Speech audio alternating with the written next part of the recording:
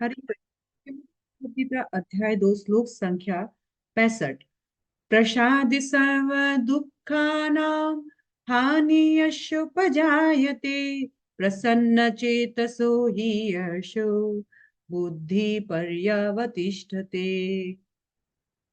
अर्थात इस प्रकार से कृष्ण भावनामृत में तुष्ट व्यक्ति के लिए संसार के तीनों ताप नष्ट हो जाते हैं और ऐसी तुष्ट चेतना होने पर उसकी बुद्धि शीघ्र ही स्थिर हो जाती है। हमने कल के श्लोक से देखा कि जब कोई अपनी इंद्रियों को कंट्रोल करके कंट्रोल्ड माइंड के साथ उसे भगवान की सेवा में लगाता है तो उसे अंदर से एक शांति, एक प्रसन्नता का अनुभव होता है और साथ साथ में भगवान की प्रसाद यानी भगवान का कृपा भी प्राप्त होता है। प्रसाद सिर्फ खाने वाली वस्तु को नहीं कहा जाता है, भगवान की कृपा रूपी प्राप्त हर वस्तु को प्रसाद रूप में एक्सेप्ट करना चाहिए। प्रसाद वो होता है जो हम भगवान को अर्पण करते हैं और भगवान उससे संतुष्ट होकर के भगवान हमें उसको प्रदान करते हैं। तो कहा गया था कि इस प्रकार से हम प्रसाद भगवान का कृपा प्राप्त करते हैं। भगवान का कृपा भला मैं क्यों प्राप्त करूं, एक प्रश्न उठ सकता है।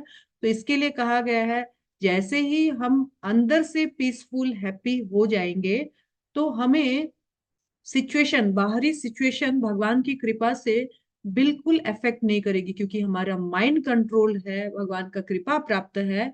तो सिचुएशन वर्स्ट हो सकता है, तीनों ताप, संसार के समस्त प्रकार के दुख हो सकता है, एक्सटर्नली ऐसा लगे कि हम विचलित हैं, परंतु संसार का कोई भी सिचुएशन मेरी बुद्धि को हिला नहीं सकता है। मेरी बुद्धि बिल्कुल स्थिर हो जाएगी भगवान की सेवा में और इस संसार के जो भी डिस्टरबेंसेस है उससे फ्री होकर के बुद्धि बिल्कुल शांति को प्राप्त करेगी। सिचुएशन जो भी हो वो अपना एटीट्यूड बदल देता है।